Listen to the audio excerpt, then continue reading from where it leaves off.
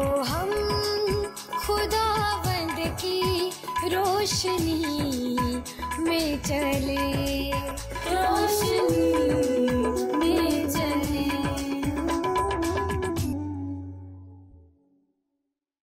مسیح یسوع کے عظیم بابرکت نام میں آپ سب کی سلامتی ہو۔ میں آپ کی ہوسٹ فریہ خان مسیح ایک بار پھر آپ کو ویلکم کرتی ہوں پروگرام کلام کی روشنی میں۔ آج ہم سیکھیں گے وائس کی کتاب کے 5ویں باب کو خداوند کے خادم کے وسیلہ سے کلام کی روشنی میں، اور آج کے ہمارے جو اسپیکر ہیں وہ ہیں پادری عزیز انور۔ ویلکم سر، میں آپ کو ویلکم کرتی ہوں اپنے پروگرام میں۔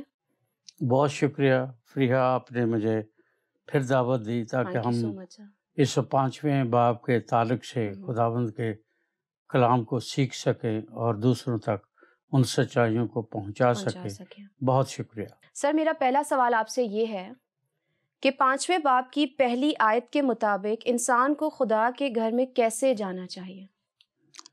ہاں، بہت خوبصورت بات یہاں لکھی ہے، اگر ہم اس کو پڑھ لیں تو میرے خیال میں زیادہ بابرکت ہوگا۔ ہاں جی۔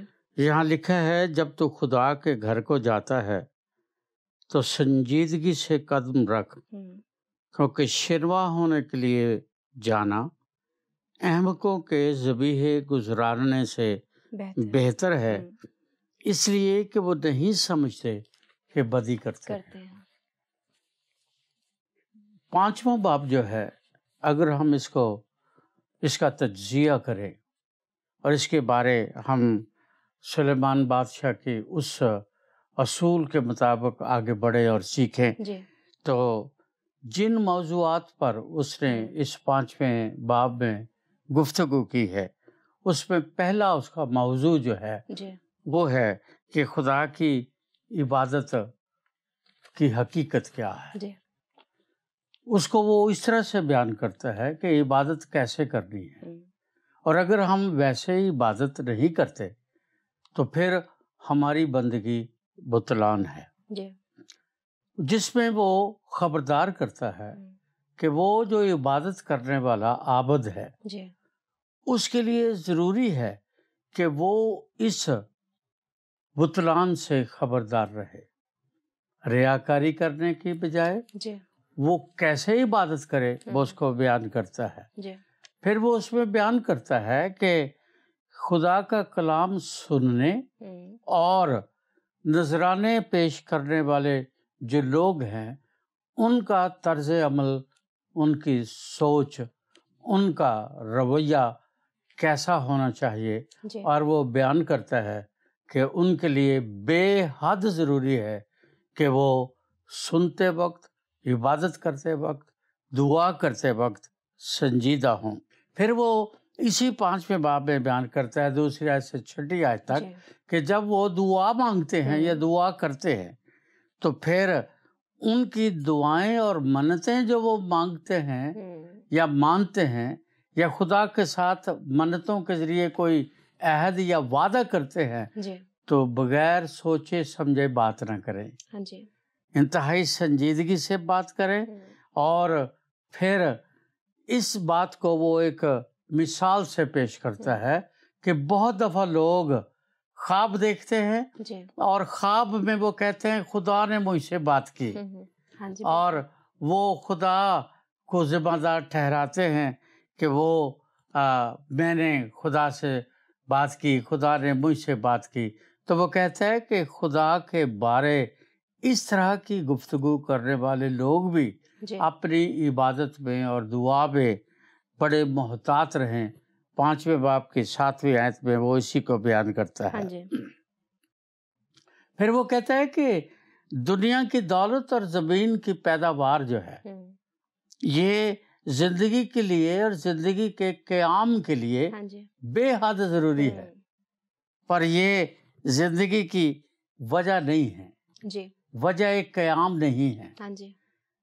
یہ سونا، چاندی، دولت، فصلیں، پیداوار، پھل، یہ ساری چیزیں جو زمین سے یا جہاں سے بھی ہم حاصل کرتے ہیں یہ بہت ضروری ہیں، لیکن یہ ہمیں ہمیشہ کے لیے آسودہ اور راحت فراہم نہیں کرتے۔ اس لیے وہ کہتا ہے کہ یہ بھی سب بطلان ہے یا یہ سب بے فائدہ ہیں، ہاں جی ان کے لیے غم کرنا یا دکھ کرنا یہ ٹھیک نہیں ہے۔ جی لیکن وہ یہ کہتا ہے کہ ہم اگر ایسا نہیں کرتے ہیں اور پھر زندگی پریشانی میں اور ڈپریشن میں گزر جاتی ہے ہاں جی تو پھر یہ انسان کی بربادی کا سبب بنتے ہیں۔ اور پھر وہ آخر میں کہتا ہے کہ یہ 5واں باب جو ہے یہ ہمیں ایک انتہائی اہم سبق سکھاتا ہے، جی اور وہ درس کیا ہے، سبق کیا ہے کہ انسان کے لیے لازم ہے کہ وہ اپنی زندگی میں توازن کو قائم رکھے، جی اور نئے عہد نامے کی یا مسیح یسوع کی تعلیم کی بنیاد ہی یہی ہے جی کہ انسان اپنے آپ کو مسیحی زندگی میں توازن کے ساتھ چلے، جی اور وہ توازن جو ہے وہ دنیاوی اور روحانی کاموں میں ہونا چاہیے۔ ہاں جی اب ہم آئیں گے 5ویں باب کی پہلی آیت کی طرف، جی جہاں وہ کہتا ہے کہ جب تو خدا کے گھر جاتا ہے تو سنجیدگی سے قدم رکھ، کیونکہ شنوا ہونے کے لیے جانا احمقوں کے ذبیحے گزراننے سے بہتر ہے۔ بہتر ہے۔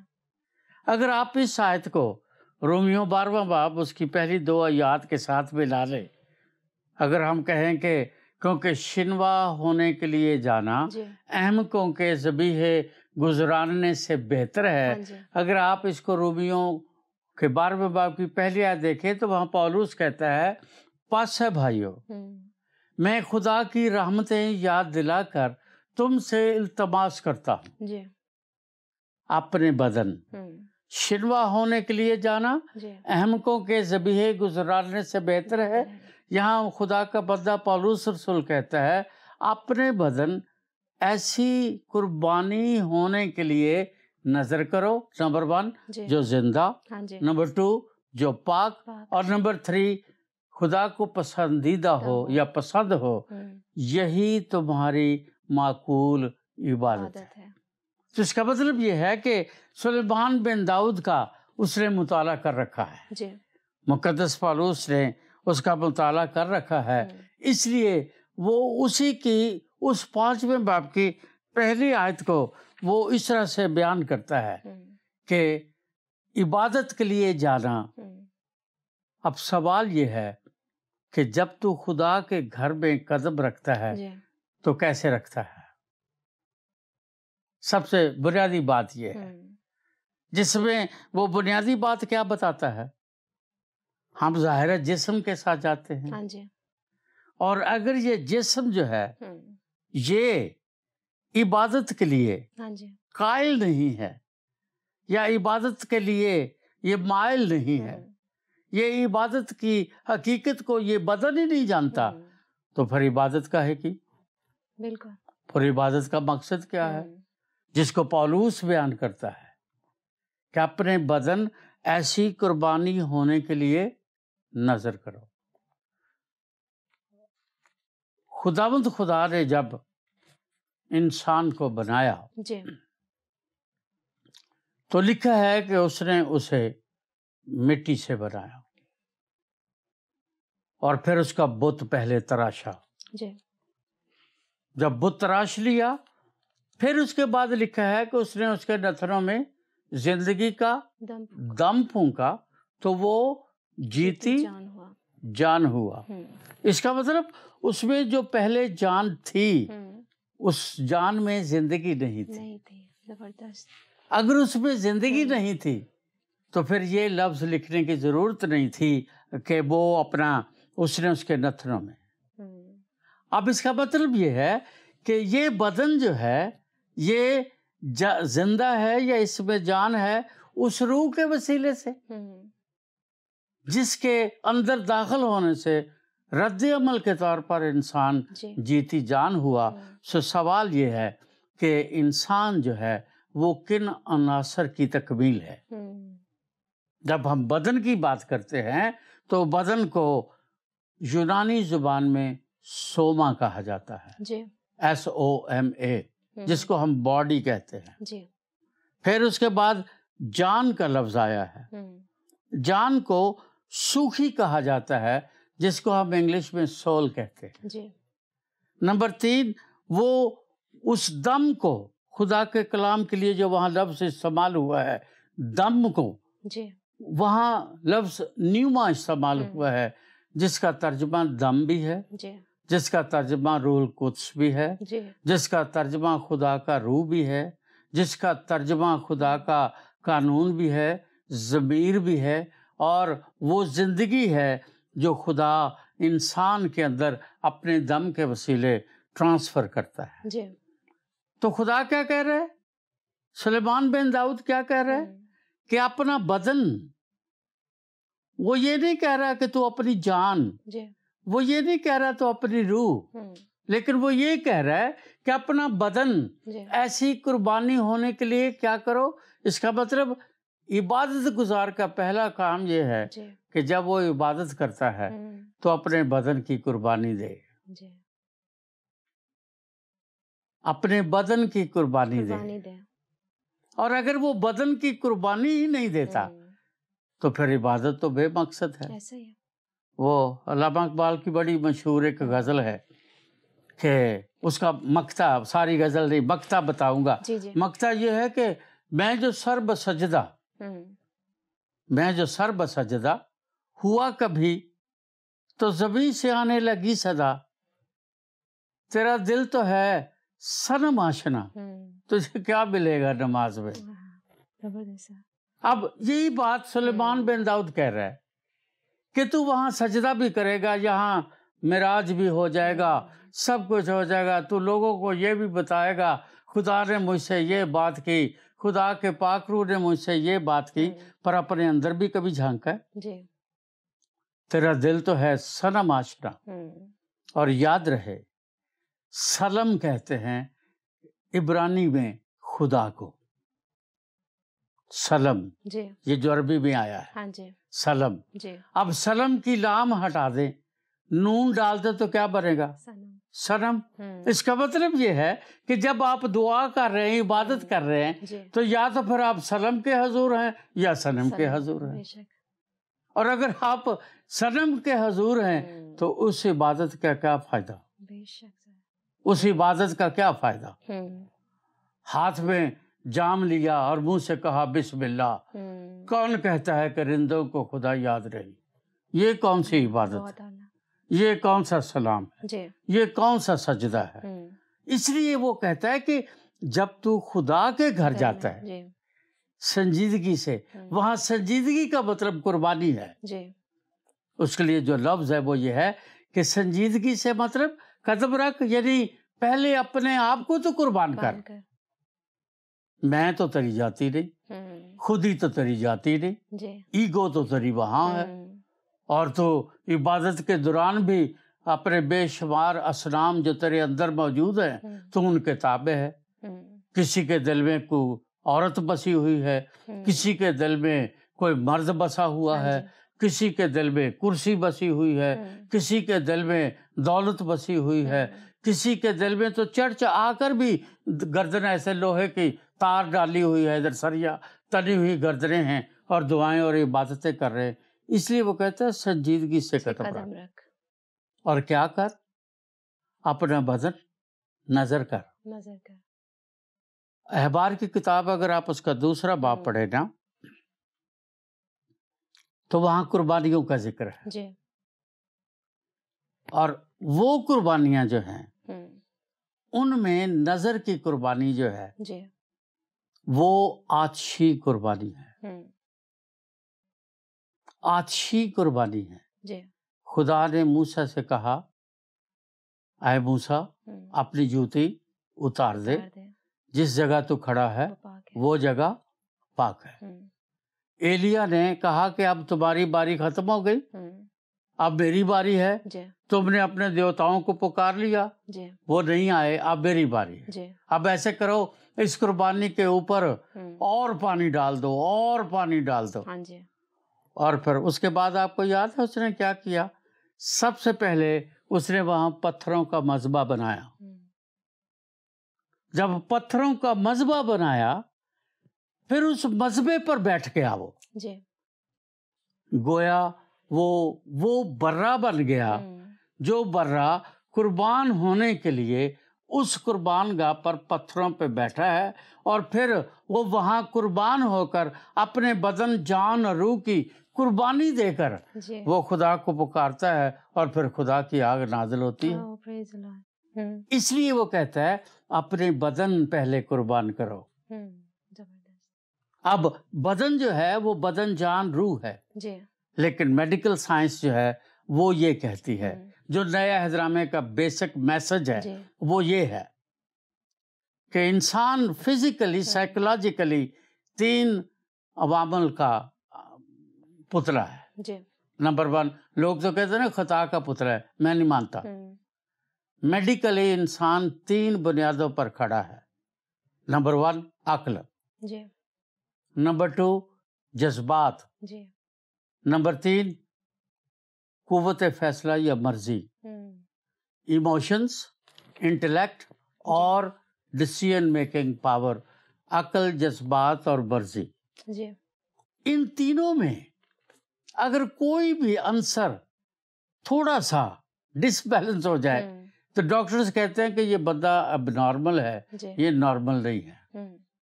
اب جو شخص نارمل نہیں ہے وہ عبادت کیا کرے جی گا؟ اس لیے پولس کہتا ہے کہ میں روح سے بھی گاؤں گا اور دل سے بھی گاؤں گا، یعنی عقل سے بھی گاؤں گا، جذبات سے بھی گاؤں گا، اور اپنی مرضی سے، اپنے ارادے سے، اپنے استحکام سے بھی گاؤں گا، اور جو گاؤں گا سوچ سمجھ کر دل سے اور روح سے گاؤں گا۔ آمین۔ یہ عبادت ہے۔ بے شک۔ لیکن وہ کہتا ہے اپنے بدن کیا کرو؟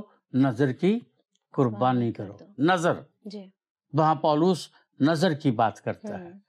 نظر جو ہے فریحہ، اس کو اگر آپ احبار کی کتاب کے 2 باب کا مطالعہ کریں تو جو اس کے اجزاء وہاں پر لکھے ہوئے ہیں، ہاں جی اس میں نمبر 1 ہے میدا، اور یہ بے خمیرہ ہونا چاہیے۔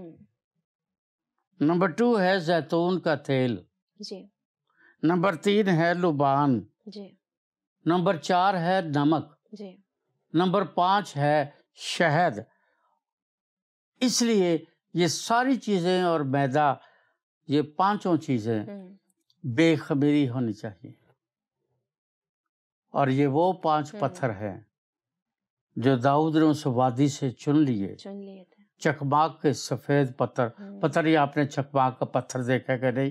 میں نے دیکھا ہے۔ جی چکماک کا پتھر انتہائی سفید ہوتا ہے۔ جی اس نے وہ 5 پتھر چن لیے، اور ان میں سے ایک ہی پتھر کے ساتھ جاتی جولیت کا کام تمام کر دیا۔ آج ہماری عبادتیں ان سفید پتھروں سے خالی ہیں۔ جی پہلا کیا ہے کہ وہ اس میں میدا ہے، جی اس کے اوپر وہ زیتون کا تیل ڈالتے ہیں جی کاہن، پھر اس کے اوپر لبان رکھتا ہے، ہاں جی پھر اس کے اوپر نمک رکھتا ہے، پھر اس کے بعد شہد رکھتا ہے، پھر کاہن اس کو ایک تھال میں لا کر جب خدا کے حضور کھڑا ہوتا ہے تو اس میں ایسے وہ اس میں سے مٹھی بھرتا ہے اور اس کو وہ کوئلوں پر ڈال دیتا ہے۔ کوئلوں پر جب وہ ڈال دیتا ہے تو اس میں میدا ہے، زیتون کا تیل ہے، اس میں لبان ہے، شہد ہے، نمک ہے۔ وہ ساری چیزیں جب آگ پر ڈال دی جاتی ہیں تو پھر وہاں سے جسے کہتے ہیں راحت انگیز خوشبو کا دھواں اٹھتا ہے، جی اور یہ واحد قربانی ہے جس کا اسی وقت آپ کو جواب ملتا ہے۔ آپ جتنی قربانیاں گزارنے، لیکن یہ واحد قربانی ہے کہ جب وہ دھواں اٹھتا ہے تو راحت انگیز خوشبو جو ہے وہ خدا لیتا ہے، تو پھر اسی وقت ہیکل کی گھنٹیاں بج جاتی ہیں۔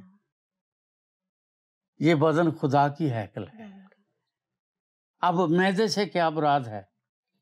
وہ روٹی، یسوع نے کہا زندگی کی روٹی میں ہوں۔ اگر آپ کے ساتھ یسوع نہیں ہے تو عبادت کا فائدہ؟ بے شک۔ پھر اس کے بعد میں نے بتایا کہ اس کے پاس زیتون کا تیل ہے۔ جی اب سوال یہ ہے کہ زیتون کا تیل کیا ہے؟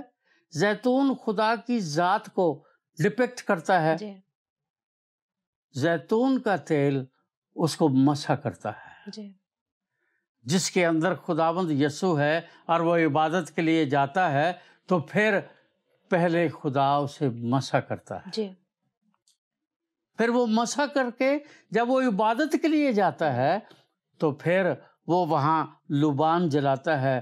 ہر عبادت گزار ایک کاہن بن جاتا ہے، جی بے شک. اپنی ذات میں وہ کاہن ہے. ہاں جی. اور کاہن اپنے لیے کبھی دعا نہیں کرتا،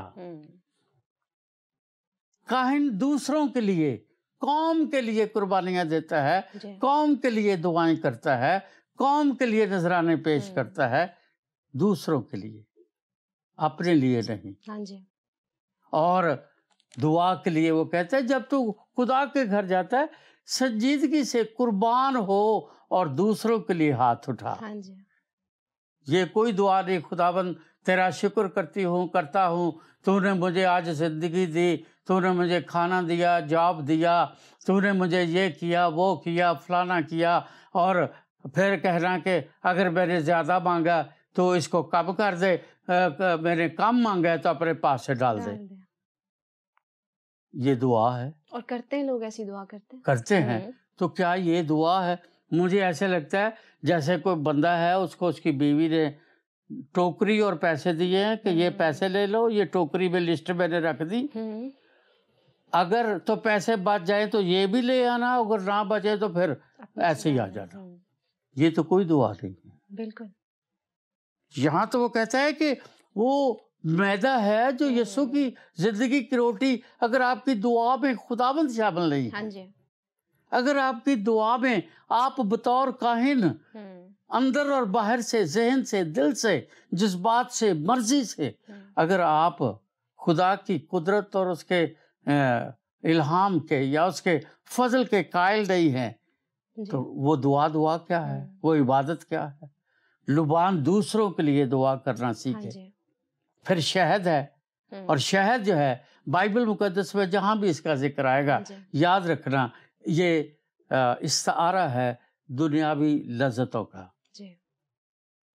آپ قربان ہوتے ہیں، آپ کاہن بن جاتے ہیں، خدا آپ کے ساتھ ہے، آپ دوسروں کے لیے دعا کرتے ہیں تو اپنی لذتیں چھوڑ دیں.